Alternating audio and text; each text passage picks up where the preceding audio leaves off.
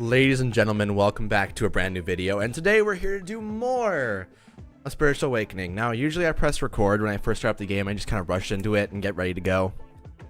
This time I just kind of sat on the main menu and listened to that song for like, honestly, like 10-15 minutes, and I just kind of felt really nice to just kind of sit and chill and not feel rushed at all, and just felt happy. I already did my did a couple dailies today.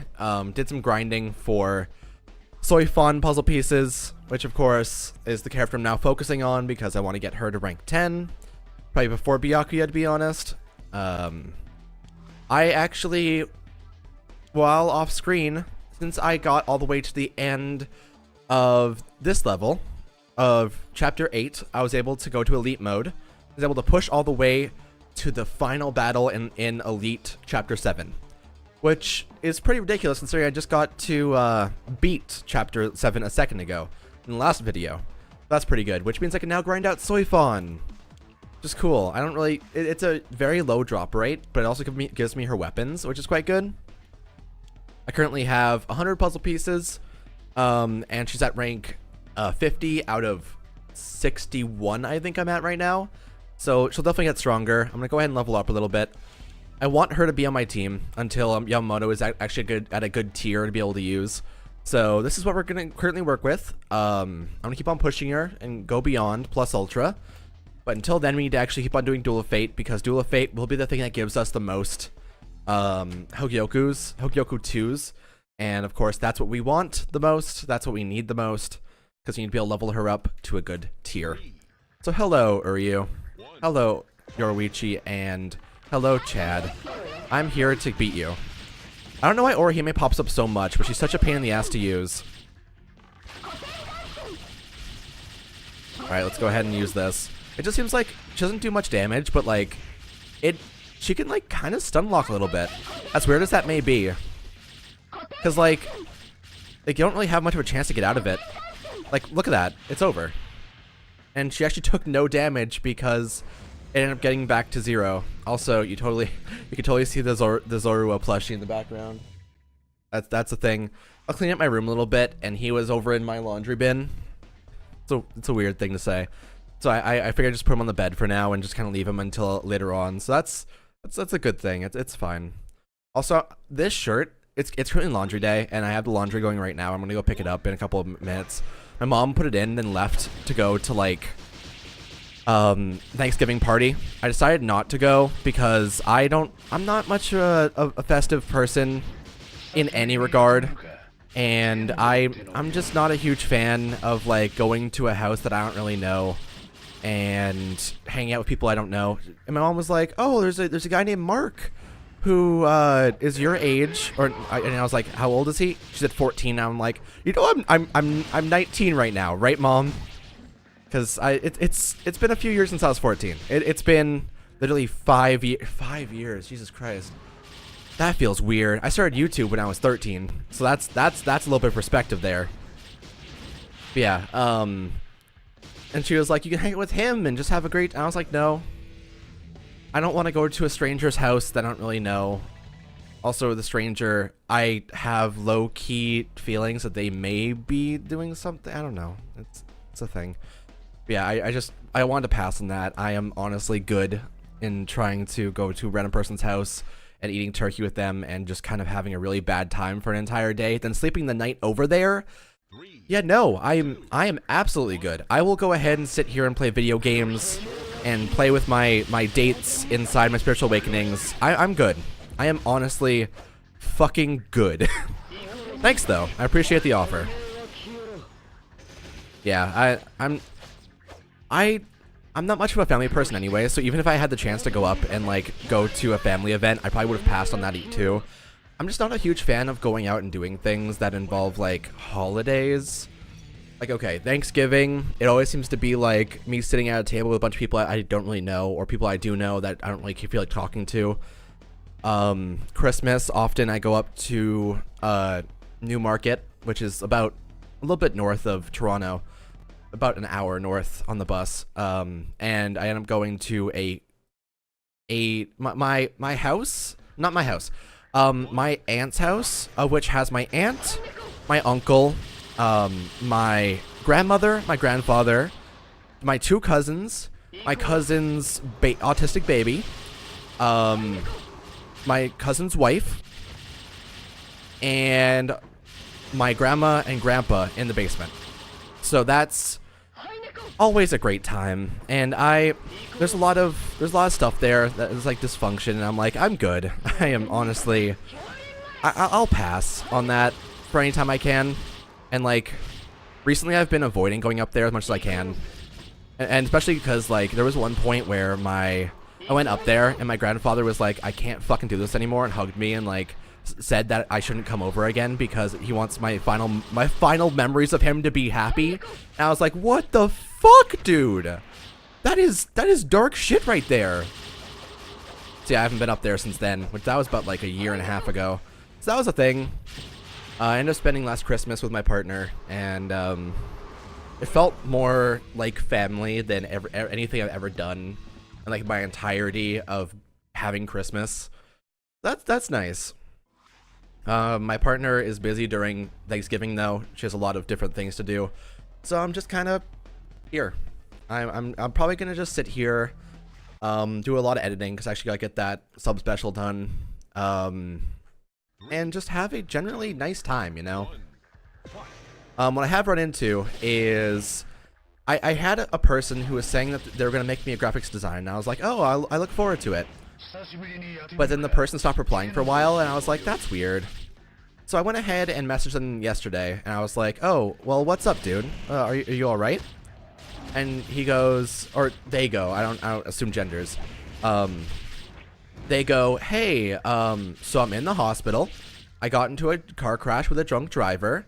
They gave me $200, and I have a broken arm and leg, and I'm going into surgery tomorrow. And I was like, shit, well, if you want to talk about anything, you can. And then we kind of talked for a long while, and we just had like this really nice like bonding time. It was pretty pleasant, actually. I'm glad that apparently no one had asked them about it up to that point, and I was like, that's kind of messed up. You gotta make those connections. So I'm really happy I got to kind of make them feel better, and they'll bounce back from it. I know they will, and I'm looking forward to that. That's why the graphic on these Let's Plays hasn't really changed. I'm thinking of swapping it up tomorrow anyway for the setup with the stabs on either side, but I'm not sure who to put there or what to do. I don't want it to be like, I don't want it to be shitty hentai stuff. I had that for the Fairy Tail LP, and I'm good. I don't really enjoy that. It just kind of feels painful. I will put like hentai in the thumbnails because I find I've been using thumbnails as an ironic way to make a laugh happen when you're scrolling past it on your timeline, not just watching it. Because I find comedy shouldn't stop at the title. It should go to the visuals and into the episode. So most of my stuff is trying to be ironic, and like I'm not trying to clickbait. What I'm trying to do is I'm trying to get a laugh out of people when they see it on their timeline. And obviously, if it falls flat for you, I'm sorry. Sometimes people don't really like sexuality inside thumbnails, and it off-puts them a lot. But like, I find it excessively funny when I see like really, really dumb censored hentai that's just like the worst things you've ever seen ever. And I just like that Izuru from yesterday. The fact he was crying and like Momo was like, what the fuck, really made me happy. It fit really well with everything, so it made me really, this is good. It's a good time. Yeah, in general, I'm trying to, I don't want to make people uncomfortable. At the same time, I find the comedy in those moments where I use those, so I'm unsure of what to do. Because I know different audiences like different things, and obviously people are very different in a lot of different ways. So it's, oh my god, fucking beeping. I'm so tired of beeping. But I unplug it because I was sitting back in my fucking recliner a second ago. And what I was trying to do is I was watching a stream of Rock Band for some reason. Hey, let me procrastinate by watching a Rock Band stream and not editing what I'm supposed to be editing, right? Yeah, I also watched like a bunch of other stuff, like Just Because was a pretty good show. Obviously I talked about Osama Game yesterday. It's just a good time. Also, the Dragon Ball Super Special! I'm not sure if everyone has seen it yet, but like, oh my god, that was good shit. I think like there's some guy named Miyati Tashiro or something. There was this small sequence of like Goku with like a big wind up kick and like it's just such good. It's so well animated, and it made up a lot for the One Piece hour special that was kind of bad. Don't lynch me for this. The One Piece special had 9 commercial breaks, and you could tell because they have the cutaway thing where it shows the poster. And in general, it just kind of had nothing but flashbacks we've already seen. And I guess that's trying to build up the emotional stakes in the battle. But it just turned out really flat in comparison to like the manga, which actually had it like really well paced and done. So it was sad. It was a very sad time. You know what? I like the fight anyway, despite everything. Obviously, it's not quite as good as Usopp versus Luffy, because Usopp versus Luffy will never be beaten. That shit's the best and has the most emotional stakes of anything ever. I mean, I guess there are things with more emotional stakes and, like, very nice things, but in general, Luffy versus Usopp was just something that hit me at the right time in my life. And, like, the idea of holding something sentimental to you really resonated with me at the time. I don't even think I had anything that's like, truly sentimental to me. But it just hit me like someone has something that they care about so much that they are willing to fight off those who they think are more powerful for the sake of just believing themselves and believing in the love that they felt once when they lived in their original hometown. And I think that's really, really nice. One Piece is such a good series. Honestly, I'm trying to pitch it to one of my friends, and like I was talking about like everything that's inside it and like everything that's like great about it, but at the same time, like I was explaining like Whole Cake Island about how there's like souls and like leave or life, and it's really weird to explain things, but it's just so strong. I love it, man. I really I enjoy it all. Like I have a lot of friends who like very different things. Like the person I was trying to explain One Piece to was like the person who got me into Hunter x Hunter, which by the way, thank you for that. That's the best shit ever. Hunter x Hunter is one of those ones that everyone should watch. It's definitely one of those ones that really affects people when they watch it, so it's strong. So I was trying to pit, and they also love like ENSTARS, which is, I still need to get into that. ENSTARS seems super good, and it's like weird idol boy stuff. I'm into that shit. But yeah, oh god, so in ENSTARS, pink hair. So in ENSTARS, like the boys, I was shown every single character inside the show, or not the show. It's not even a show yet. It's coming in as a show soon, but it's currently just an idle game. And I was shown like, okay, here's all the characters. Choose one, and I was like, oh, okay. And then I ended up choosing Tori Himeya, which he calls himself a slave and dotes on people hand and foot. He's a very cute, like, feminine boy. His pet dog is named King.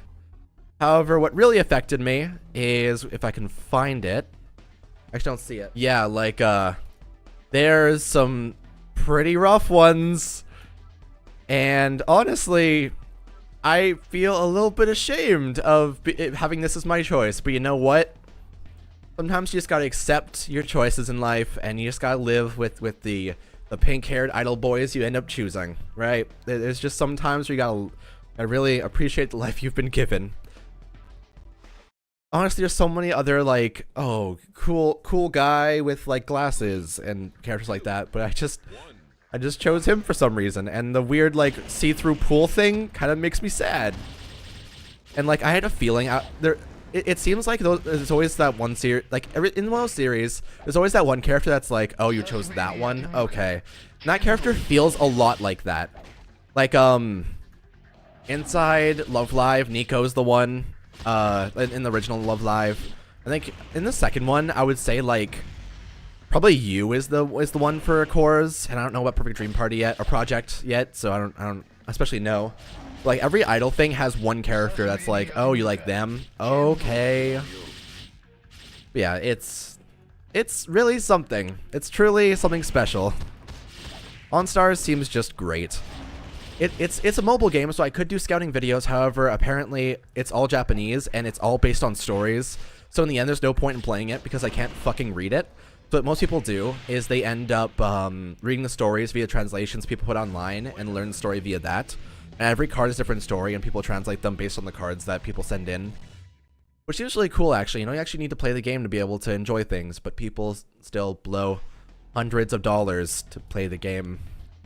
Like, for example, my friend that plays the game blew hundreds of dollars for this fucking card. They also cosplayed this person. I respect it. I respect it, because I've spent money on games, a lot of fucking money, to get characters, so I understand the struggle, I understand the pain that people go through, and it's just a great time. ENSTARS is currently the top grossing game on the QApp App Store. Maybe it's because of re-rolling or something, but like it's really up there, which I respect. And like I remember I was making a joke vlog at Fan Expo Canada where I was like, oh, haha, I'm here with the most popular mobile game person. I didn't actually post the vlog because it was fucking painful and awful, but like it was a thing, and it was actually a really nice time. Yeah, it was something. Oh god, I haven't actually talked about Nuit Blanche.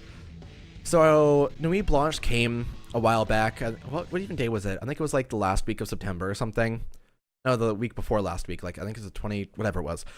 I talked about it on this recording, and I was like, I'm thinking of going, but didn't actually know if I had anyone to go with. So I went alone for about 3 hours and just kind of stood there. I didn't really look at art or anything. I just kind of stayed there. It was kind of sad. Then my partner was like, hey, I want to come. She had work to do, so I was like, you probably shouldn't. And she came anyway, and it was a great time. We didn't really get to see any art itself because the issue was Nuit Blanche every year has been getting worse and worse in terms of lines, and like art pieces are turning into just like line up for stuff until you end up getting in, which takes like hours upon hours. And it goes, the event goes from like 7 p.m. to 7 a.m. and the public transit stays open this entire time. So we end up going to a thing called Nathan Phillips Square here in Toronto, and we end up going and we start checking out this one. Looks like a fucking communism thing, and we're like, you know what, that sounds all right. And there seems to be a line that's like, okay, so let me actually get this. You know what? Turn auto on. So there was a line where we started here and like this position here. And we thought, oh, the line goes around this way and then stops. And that's it. It's just a small curve. Then we go in and we'll be good to go. We didn't actually check out head in the line because we just assumed it was fine. Then from this point, we got all the way around to around here. And the line still wasn't ending. So my partner goes and scouts ahead. It's been like 45 minutes at this point. And so we're here. She goes ahead. Then comes back and is like, we're going to skip line now. By the way, people along the way of this entire line were just jumping over the fence and like breaking every single rule possible. So it's kind of awful. And they were right in front of us, and people were butting, and people just didn't even give a shit. And it was so fucking awful. It was so badly arranged. The volunteers were watching them and just didn't even fucking care. It was bad. So we're here versus being back here, and we jump ahead. We go and walk to the front of the line, which we go to the front of the line down here. And it turns out down here, there was then a winding path with fences to get in. So it goes like this, all the way around, and then into the thing, which would have taken like an hour and a half, basically. And I was not game. So I said, let's just go look at something else. I ended up seeing a hot air balloon in the distance. And I was like, let's go see that. That's cool, right? But turns out the hot air balloon had a like 200-meter fence around it where you couldn't even get close to it. And they were filming like a red carpet thing where people were getting in the hot air balloon. But they weren't actually starting up the hot air balloon for like a solid like 15 minutes. So we were just standing there like, this is kind of lame. It's just kind of a hot air balloon not doing anything. Then finally a girl gets in, the guy is filming, and it starts to go up a little bit. It's on strings, it starts to go up a little bit. And then it goes up all the way, just above like a bridge that's above us. Then it stops, waits a couple minutes, then comes back down, and that's it. That was the entire fucking thing, and then it was over. And it was like, oh, I guess that's awful. I guess that's just, there are about 200 to 500 people standing around this fence to watch this hot air balloon go 2 feet in the air and then hard stop. And you don't even get to go near it. You just get to like experience it from afar, and it's fucking sad as hell. It was so bad, dude, and it just killed me a little bit. So I ended up walking away, and we're like, oh, that was kind of, well, my partner was like, that was cool, I like that. I was like, oh, okay. But I was like, I'm not a huge fan. And I just was really sad about it. And then we ended up like walking around a little bit, kind of walking around the area. I'm just gonna go ahead and do Purgatory for now while I'm talking, because I don't really feel like playing while I'm explaining this shit, because there's a lot of details to go over. Wow, this team is gonna fucking destroy. So we end up walking around and going like around the entire area of Nathan Phillips, and then on one side we see smoke, and I'm like, oh, is that the vape town? And so we end up walking toward what I assume to be vape, because people in this city vape too much. But we walk towards it, and we see an art exhibit that's called Potty Party. It was, I want to say 20 porta potties that had a bunch of smoke machines creating a huge smog around it. There was music playing. Oh, did the game just crash? Oh no, okay, we're good. I just heard like a sound, so I wasn't sure. So yeah, I guess the recording crashed while I was doing that, so that's a thing. I think I ended up stopping at the point where the music was playing in the entire area, and there were lights on like the bottom thing where there's a bunch of like wood all around the area, and like you could sit on it. And me and my partner were sitting, waiting to go meet her sister. But while we were waiting, we go ahead and we have someone next to us, and someone tries to open one of the stalls, and then immediately closes it and slams the door and is like, ugh, and walks away. And it turns out that it was occupied, but the lock wasn't working, so the guy had someone stand guard for him. But the person on guard didn't actually stop the person from going in, and so I guess that was a thing.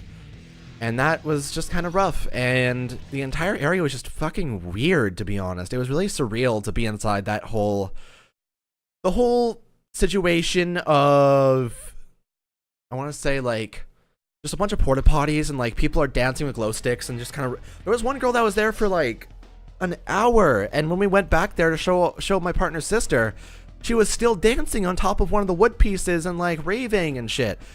And like the sinks were clogged all around, so after you couldn't even wash your hands properly. There was hand sanitizer, but they were all empty. It was just really fucking sad there, and like it was a cool exhibit as an idea, but as an actual thing, it was really fucking awful and painful, and actually killed me inside a little bit. So that's definitely a thing. That was definitely a very unique experience. There was also another one that I didn't get the chance to see inside the area. That was apparently Stranger Things. You get like a hazmat suit, and you go through an entire course of stuff where like, I wonder if I can actually look up details on this. Stranger Things Nuit Blanche. Yes, it just says it came to Toronto, but it doesn't actually say like what. It doesn't actually say anything about it. Apparently the line was like thousands of people long, and like no one, you go to the upside down and like kind of check everything out, which is cool. People are walking around in hazmat suits afterwards because you get them for free and you get to wear them around whenever you want to. Everyone wanted one, but you don't want to wait in like a 1,000-person line to be able to get into this exhibit. So I don't actually know what it was about, but it seems like it would be cool. I was just good. And like at 1 a.m. or 2 a.m.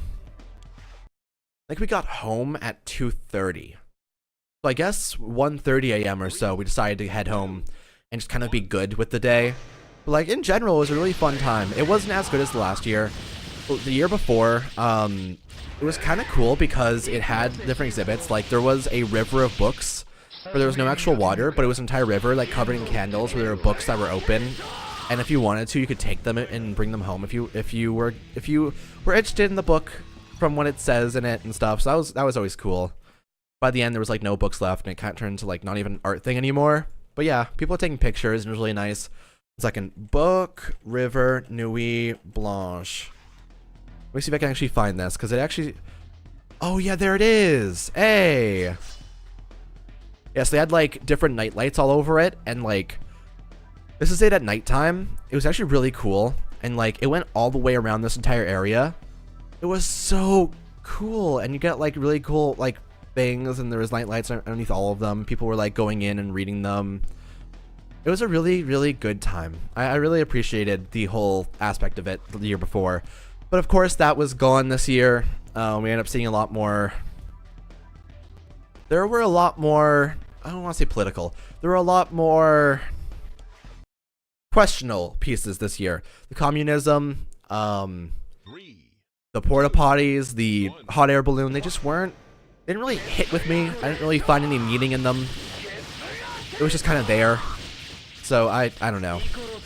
Maybe I just didn't read in far enough, and I just don't know art. Obviously, I'm claiming to be a person who doesn't really understand art pieces for the most part, so that was always a thing. But I think that's gonna be it for this video. To be honest, I think we've kind of hit on a lot of the points I want to talk about. I didn't talk about the shirt, but like I'll find a different time to maybe I'll do another video after this to be able to talk about it, because this shirt's, believe it or not, this plain white shirt actually has some meaning. So check into tomorrow's video to find out what this actually means. So I'll see you guys next time on Spiritual Awakening.